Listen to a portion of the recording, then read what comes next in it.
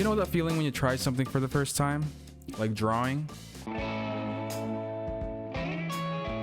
You're so confident that you can put your thoughts on paper, then you get something like this.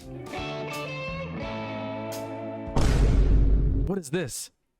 See, after applying to so many positions and not a single interview, I decided to make a game with zero art experience and only the most basic game development knowledge. This was my first attempt. Valentina, baby, I only need one moment of time. And somehow, after back-to-back frustrations, it turned into this.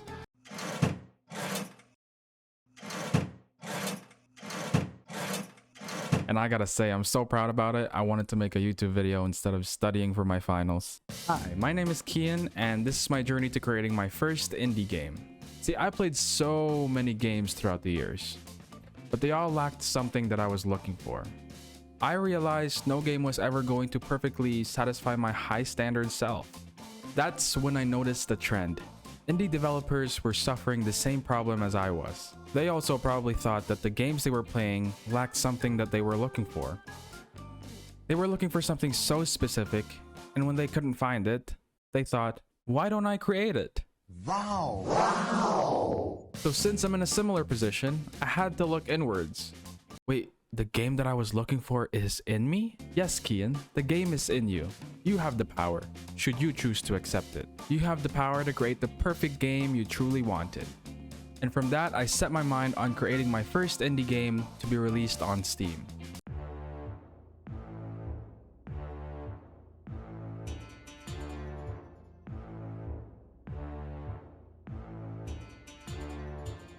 Have you ever played the game Papers, Please?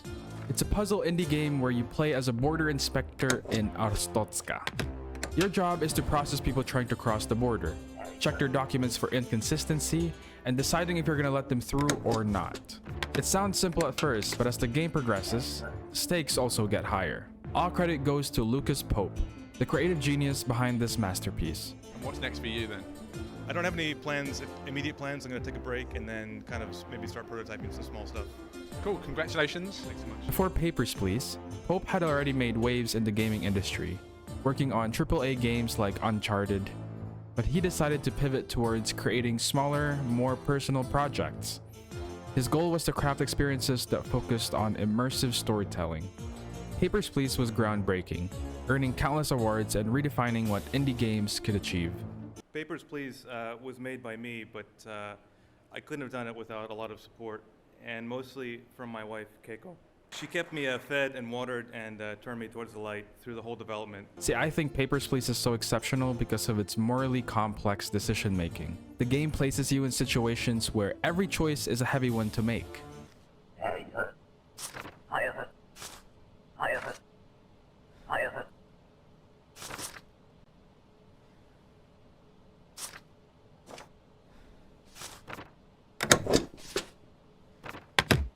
See, whether you're deciding to let somebody in with a forged document just because they want to help their family, or deny entry to someone who might be guilty of a crime.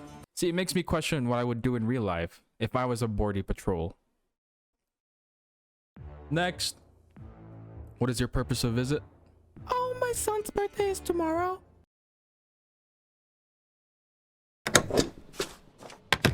Next. I decided to call my game Teller's Gambit. Teller's Gambit is a story-driven game set in a small Texas bank during the 1970s recession.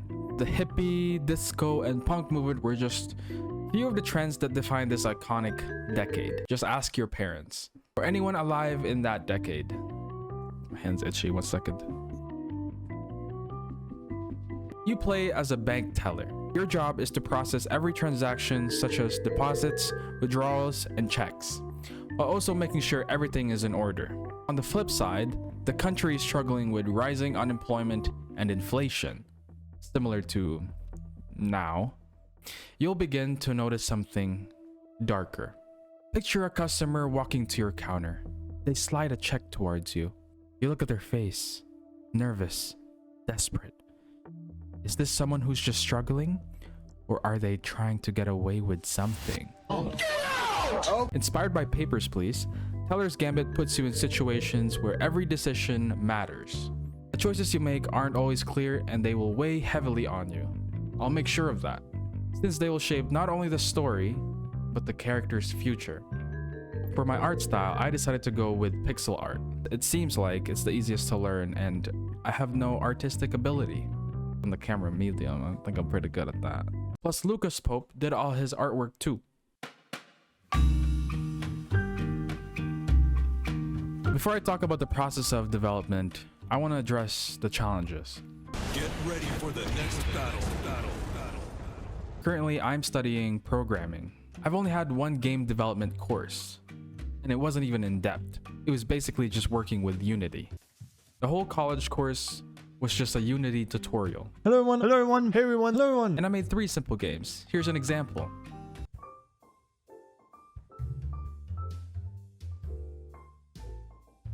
Yeah, this is my last project right here. I'm very proud of this. In fact, it's in my portfolio. I posted it. Another challenge I'd like to address is I don't really have any artistic ability. Actually, this is one of my artworks right here. What do you think? So my work is pretty much abstract, if you like to call it that. I do. Right now I'm just using it to block light. And it's working very well. So yeah, I chose pixel art because I thought it'd be really easy. It turns out it isn't very easy, especially animation. Animation is quite hard. That's why they have a whole program, 3 years in college for animation alone. That's insane. Another question that I don't usually entertain. Will I succeed or am I just going to abandon this project? I mentioned that I'm in school, so balancing school and other responsibilities is gonna be quite time consuming. So please bear with me, as this game might not be finished tonight at 11:59. See, I've been in school for only like a year. I've been studying programming only for a year. And I gotta say, there's still a lot of things I have to learn. When it comes to programming, I gotta be honest. I'm not very confident with my programming abilities. I'm not gonna lie. My video skills though, yeah, I gotta put it up there. But my programming skills, not so much. So I'm asking myself, will I turn my ideas into reality or is that too good to be true? See, other than coding simple test functions, there's not really a lot that I implemented in the game just yet. I'm simply just trying things out. So far, it's been going well. I can finally move objects around, change the asset relative to their position in the frame, and the most recent thing I've implemented is the animation, and it looks like an actual working game. Which is pretty cool, because now I have something to show on YouTube. So what's next?